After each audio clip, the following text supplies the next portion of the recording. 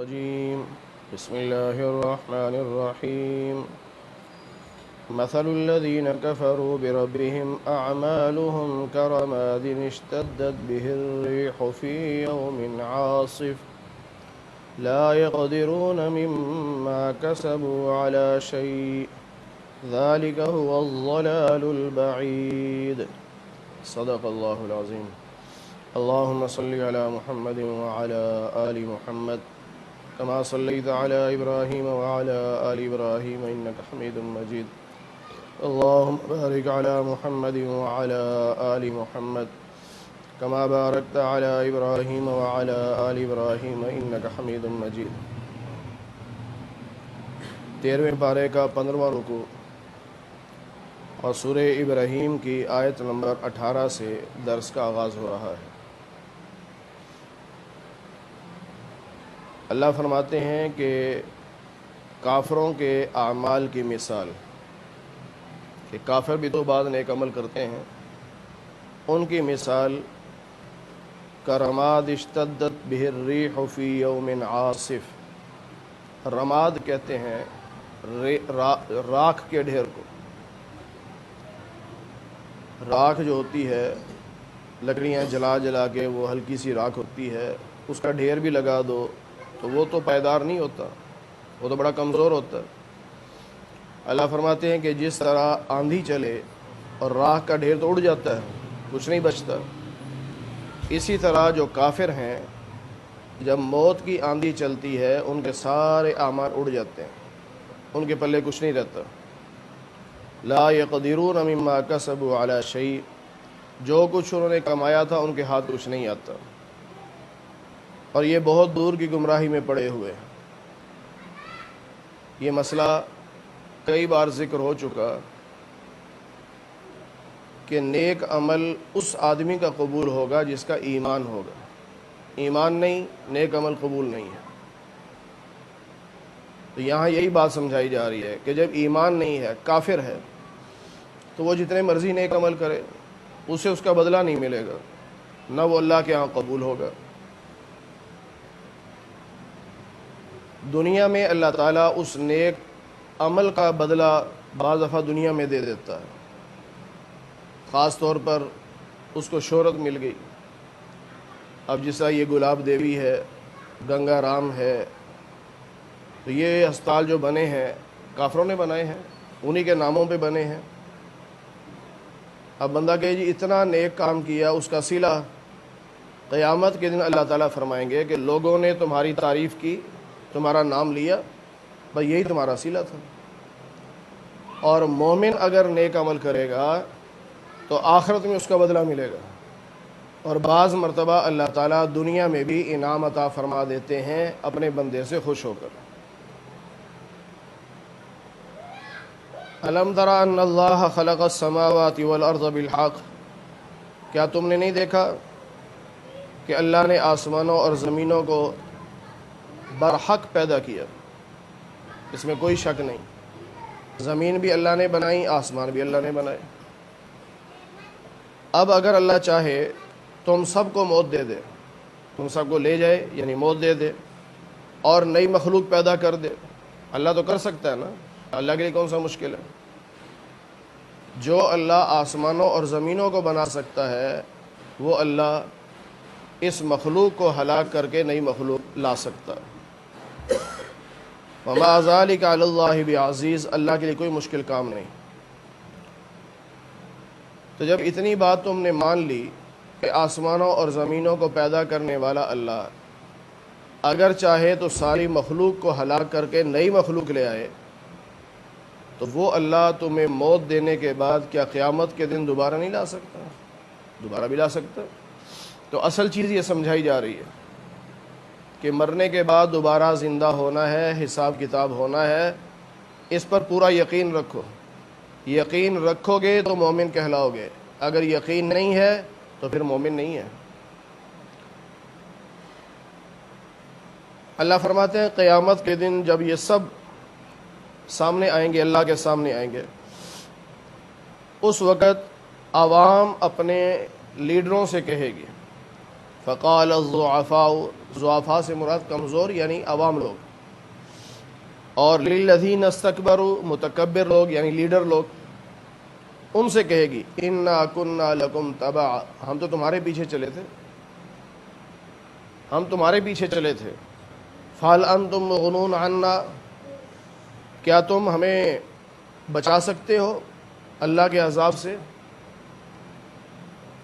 ذرا برابر بھی عذاب میں کمی کروا سکتے ہو، بچا سکتے ہو؟ تو لیڈر وہاں کیا جواب دیں گے؟ لو ہدان اللہ لہدیناکم، اگر اللہ ہمیں ہدایت دیتا ہم تمہیں بھی ہدایت دیتے، ہم تو خود گمراہ تھے، تمہیں بھی گمراہ کر دیا، تم ہمارے پیچھے چلے۔ سواء علینا، ایک تو بات یہ ہے کہ ہم سب یہاں برابر ہیں، چاہے لیڈر ہو چاہے عوام ہو، یہ قیامت کی باتیں ہو رہی ہیں، جہنم کی باتیں ہو رہی ہیں، تو لیڈر کہیں گے ہم سب برابر ہیں، پھر جہنم میں جا کر چاہے ہم چیخو پکار کریں چاہے ہم صبر سے بیٹھے رہے، برابر ہے۔ کیا برابر ہے؟ عذاب تو ختم ہونا نہیں ہے، وہاں سے کہیں باہر نکلنے کی جگہ تو ملنی نہیں، چاہے صبر کر کے وہاں جہنم میں عذاب کو بھگتو اور چاہے چیخو پکار کرو، بھگتنا تو پڑے گا، وہاں سے خلاصی کوئی نہیں ہے۔ اب یہاں اس بات کو سمجھ لیجئے، قرآن کریم نے صاف بتایا ہے جیسے لیڈر کے پیچھے چلو گے اسی کے ساتھ انجام ہوگا۔ بے دین لیڈر، بد کردار لیڈر، اس کے پیچھے چلو گے ظاہر ہے اسی جیسا انجام ہوگا۔ اگر نیک متقی لیڈر کا انتخاب کرو گے، اس کے پیچھے چلو گے، تو قیامت میں اس کے ساتھ حساب ہوگا۔ قرآن بھی یہی بتا رہا ہے، اور اللہ کے نبی صلی اللہ علیہ وسلم نے یہ فرمایا المرء مع من احب، قیامت کے دن انسان اسی کے ساتھ ہوگا جس سے محبت کرتا ہوگا۔ یہ نہیں ہو سکتا دنیا میں محبت آپ کی کسی کرپٹ لیڈر سے ہو اور آپ کہیں جنت میں ہم اللہ کے ولیوں کے ساتھ ہوں، ایسا نہیں ہوگا۔ اس لیے لیڈر کا انتخاب سوچ سمجھ کے کیجیے، چاہے وہ ہار جائے، چاہے لوگ اسے نہ مانیں، یہ ہم سے سوال نہیں ہوگا۔ ہم نے لیڈر کا انتخاب کرنا ہے، اس کو ووٹ دینا ہے، آگے نتیجہ جو مرضی نکلے، ہم سے اللہ نے یہ نہیں پوچھنا کہ تمہارا لیڈر جیتا کیوں نہیں تھا، یہ تو سوال نہیں ہوگا۔ سوال تو یہ ہوگا کہ جو ووٹ تمہاری ذمہ داری تھی، جو گواہی تھی، جو ضمانت تھی، جو سفارش تھی، وہ تم نے کس کے حق میں دی، بس یہ ہم سے سوال ہے۔ ہم خود اپنے گریبانوں میں جھانک کے دیکھ لیں کہ اس جواب کے لیے ہم تیار ہیں کہ میں نے کس کو ووٹ دیا؟ اللہ تو پوچھے گا، اور ہمارے لکھا ہے، تفاسیر پڑھ لیں کہ یہ جو ووٹ ہے یہ گواہی ہے، اور اللہ قرآن کریم میں فرماتے ہیں وَلَا تَكْتُمُوا الشَّهَادَةَ، گواہی کو چھپاؤ نہیں۔ بعض علماء نے لکھا کہ یہ سفارش ہے، جیسے کی سفارش کرو گے ویسا ہی حشر بھی تمہارا ہوگا۔ اگر نیک آدمی کی سفارش کرو گے تو تمہیں ثواب ملے گا، برے آدمی کی سفارش کرو گے تو گناہ ہوگا۔ ہم میں سے ہر شخص گلہ کرتا ہے، قیادت نیک نہیں آتی، قیادت نیک نہیں آتی، بدتر سے بدتر حکمران آ رہا ہے۔ اور بھائی ہم بھی تو دیکھیں، 30 یا 35% ووٹ کاسٹ ہوتا ہے، باقی 65 یا 70% ووٹ کہاں گیا؟ جو نہیں ڈالا گیا وہ کون لوگ ہیں؟ وہ ہمارے جیسے ہی ہیں نا، شریف لوگ گھروں میں بیٹھے رہتے ہیں، ووٹ ڈالتے نہیں، پھر گلہ شکوہ کرتے ہیں۔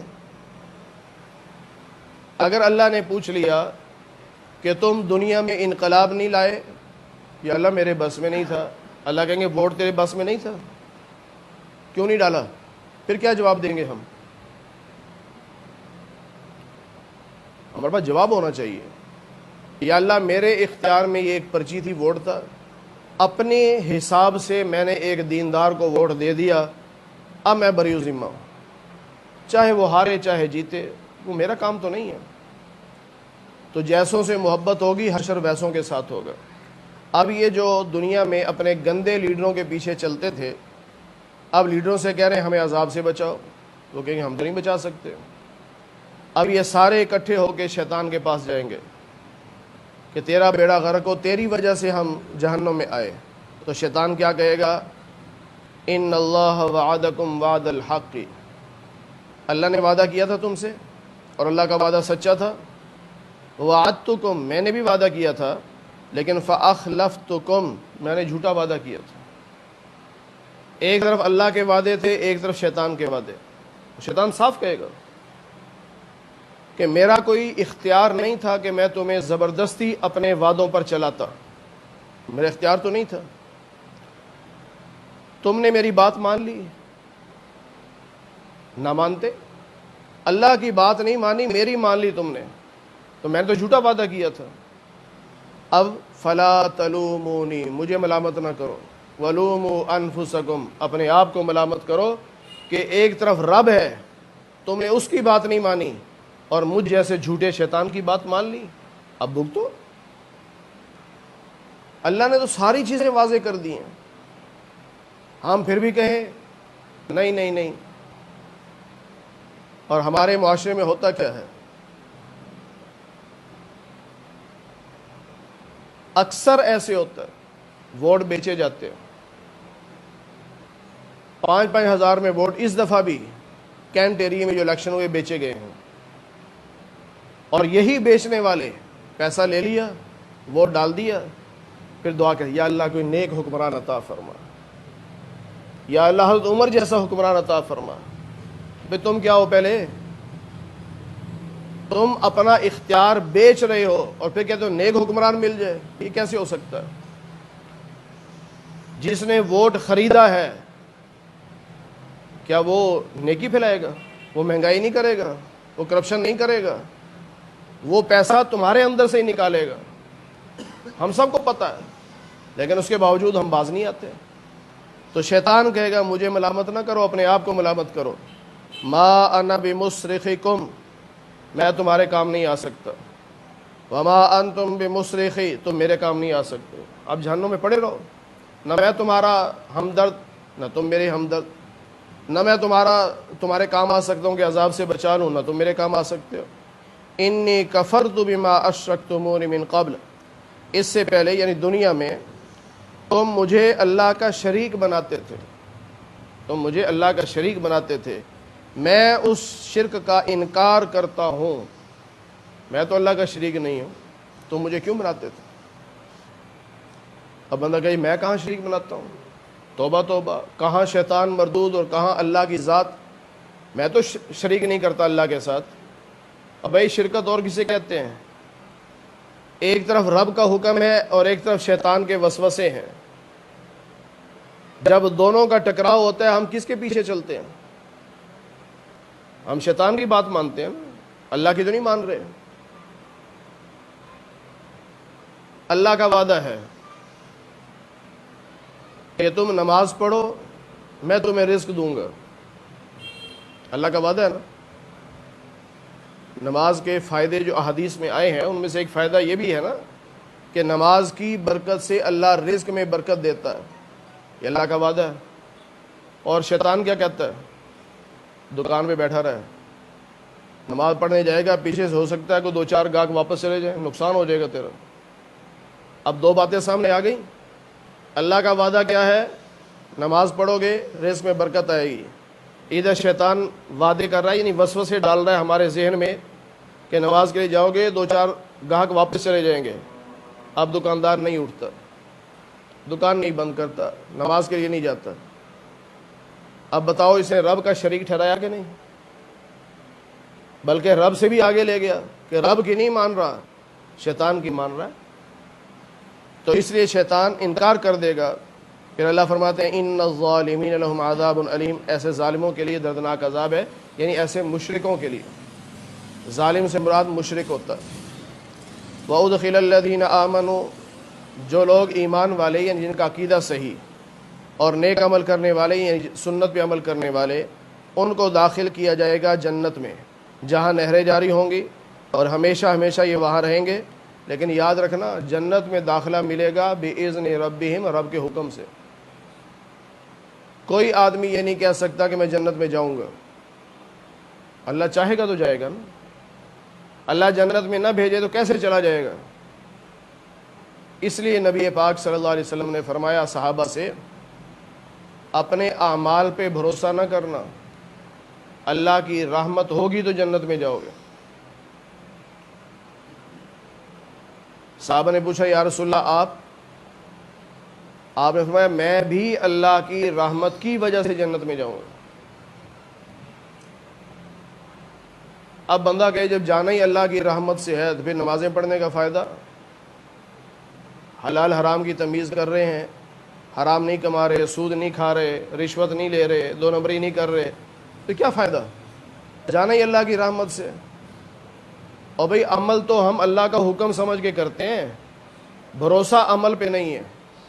جب ہم رب کا حکم پورا کریں گے تو پھر امید ہے کہ اللہ کی رحمت بھی متوجہ ہو جائے. اگر ہم اعمال نہیں کریں گے تو اللہ تو ناراض ہوگا اور رحمت متوجہ نہیں ہوگی. تو عمل پہ بھروسہ نہیں، امید اور چیز ہے، بھروسہ اور چیز ہے. میں تو جی 5 نمازیں پڑھتا ہوں، میں پکا جنتی ہوں، کیا پتا اللہ قبول ہی نہ کرے. پھر کیوں نہیں قبول کرے گا؟ کیا پتا میری نیت خراب ہو، یہ تو اللہ جانتا ہے نا. اس لیے عمل کریں گے اللہ کا حکم سمجھ کر، بھروسہ رکھیں گے اللہ کی رحمت پر. پھر فرمایا تحیتہم فیہا سلام، وہاں جنت میں جب ان کی ملاقاتیں ہوں گی تو وہاں سلام ہی سلام ہوگا. سلام کا معنی سلامتی، وہاں سلامتی ہی سلامتی ہے، ایک دوسرے پر سلامتی بھیجیں گے. جنتی جنتی سے ملے گا سلام علیکم، جنت کا جو سلام ہے نا وہ سلام علیکم. دنیا میں جو سلام ہے وہ السلام علیکم. فرشتے آئیں گے جنتی سے ملیں گے، وہ بھی کہیں گے سلام علیکم. حوریں آ رہی ہیں وہ بھی کہیں گے سلام علیکم. غلمان چھوٹے بچے جن کو اللہ جنت میں بھیج دے گا اور وہ جنت کے ایک قسم کے خادم ہوں گے، وہ جب ملیں گے جنتی سے وہ بھی کہیں گے سلام علیکم. پھر جنت میں اللہ کا دیدار ہوگا. بعض لوگ ایسے ہوں گے جن کو 8ویں دن، یعنی جس طرح دنیا میں 8 دن کا وقت ہوتا ہے، اتنی دیر کے بعد اللہ کا دیدار ہوگا. بعض کو روزانہ دیدار ہوگا، بعض کو صبح و شام دیدار ہوگا، اور بعض اتنے اعلیٰ جنتی ہوں گے ہر وقت رب کا دیدار کر رہے ہوں گے. تو رب بھی کہے گا سلام علیکم. سورہ یاسین میں جو ہے سلام قولا من رب الرحیم، یہ اللہ جنتیوں سے کہیں گے سلام قولا من رب الرحیم. تو وہاں سلام ہی سلام ہوگا.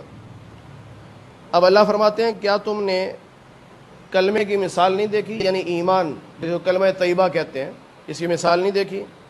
اس کی مثال ہے کلمتن طیبتن کا شجرتن طیبتن. کلمہ طیبہ ایسے ہے جیسے پاکیزہ درخت، بہترین درخت، اور شجرہ طیبہ سے مراد کھجور کا درخت ہے. اللہ فرماتے ہیں کہ اصلها ثابت، اس کی جڑیں بڑی مضبوط ہوتی ہیں، وفرعها فی السماء، اور اس کی شاخیں بڑی اونچی، یعنی سیدھا تنا جا رہا ہوتا ہے، کافی اونچا ہوتا ہے. اور پھر تؤتی اکلها کل حین، ہر وقت اس کا پھل آتا ہے، لیکن آتا رب کے حکم سے ہے. ہر وقت پھل آنے کیا مطلب؟ کھجوریں لگتی ہیں، بعض دفعہ وہ کچی ہم توڑ لیتے ہیں تو اس کو ہم ڈوکے کہتے ہیں. آپ نے دیکھا وہ پیلی پیلی سی، اس کی لذت اور ہے کھانے کی. پکی کھجور آتی ہے، اس کا ذائقہ اور ہوتا ہے. پھر جو اتار کر نیچے پکاتے ہیں، جو ہم رمضان میں کھاتے ہیں، اس کا ذائقہ اور ہے. اسی طرح پھر اسی کھجور سے چھوارا بھی بن جاتا ہے. یہ چھوارے جو ہم زردے میں ڈال لیتے ہیں، یہ خاص طور پہ نکاح پہ تقسیم کرتے ہیں، یہ تو کھجوری سے بنتا ہے. تو اس کا پھل تو ہر وقت رہتا ہے.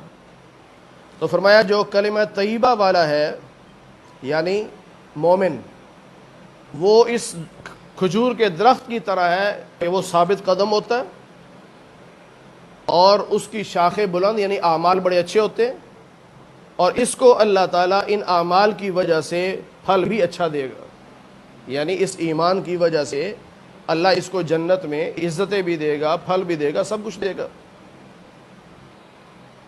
اور جو آدمی بے ایمان ہوتا ہے، کافر ہوتا ہے، اس کی مثال کا شجرۃ خبیثۃ، جیسے گندا درخت ہوتا ہے۔ گندا درخت یعنی یہ جھاڑیاں وغیرہ سی ہوتی ہیں، بعض درخت کڑوے ہوتے ہیں اور نہ وہ اونچے ہوتے ہیں، چھوٹے چھوٹے ہوتے ہیں، جڑیں ان کی مضبوط نہیں ہوتی، بچے کو بھیجو وہ بھی کھینچے تو باہر آ جاتے ہیں، اس پہ پھل بھی نہیں لگتا۔ تو کلمہ کفر والا جو آدمی ہے وہ ایک گندے درخت کی طرح ہے کہ زمین کے اوپر رہتا ہے، مضبوطی نہیں ہوتی۔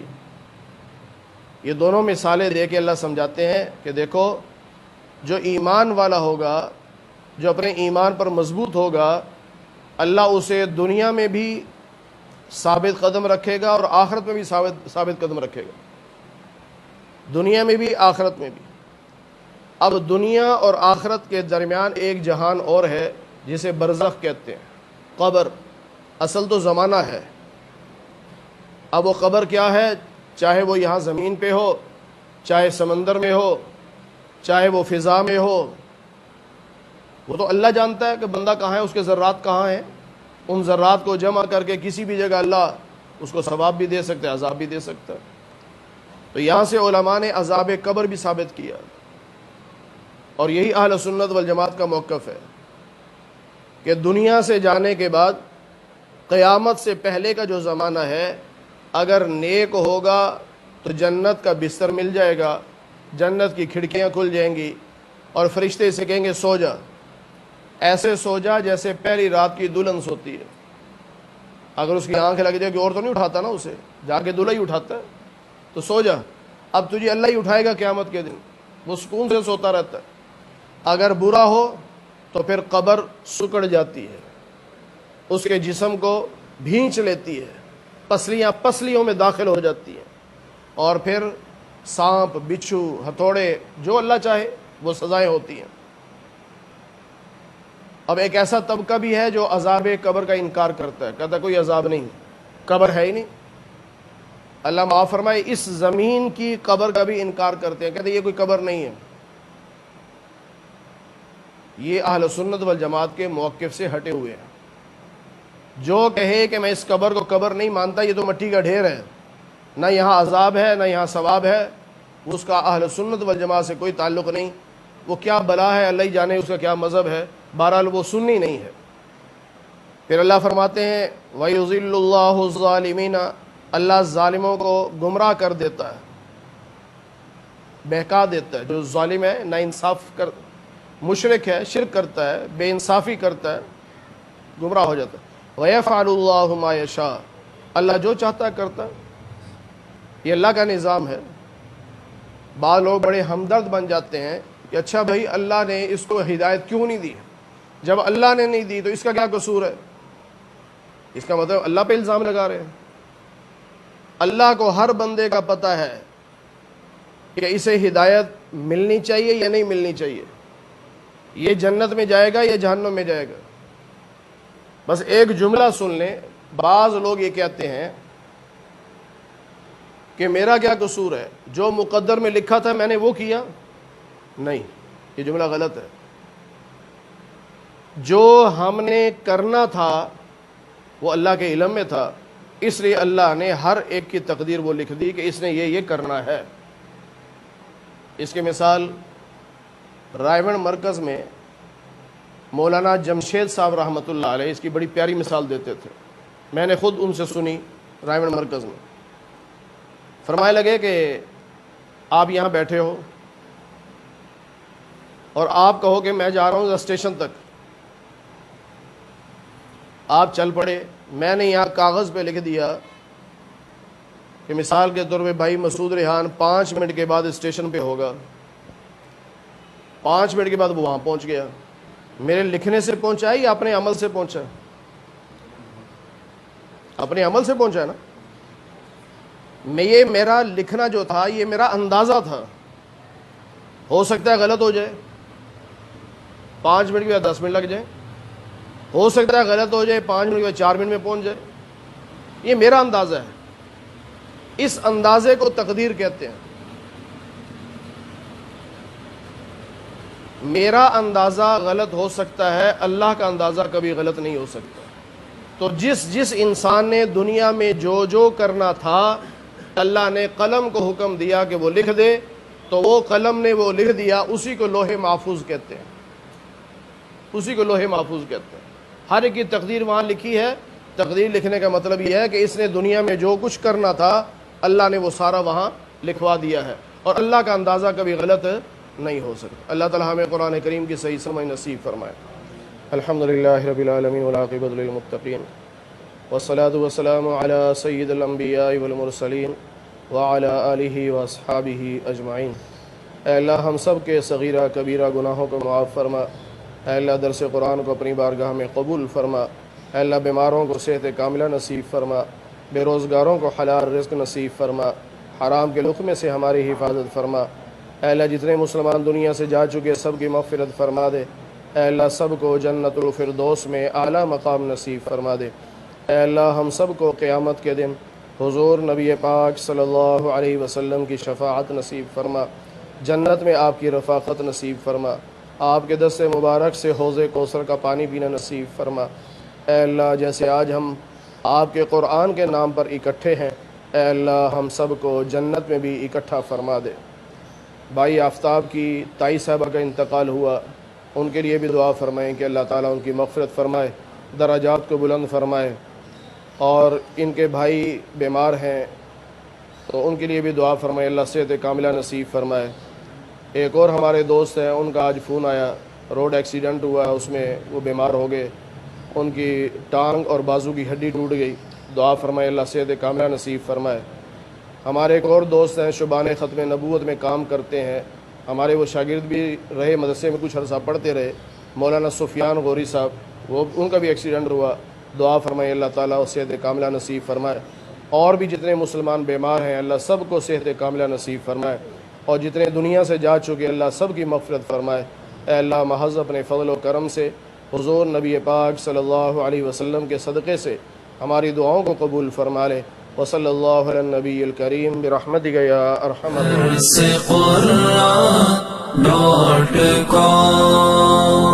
www.darsequran.com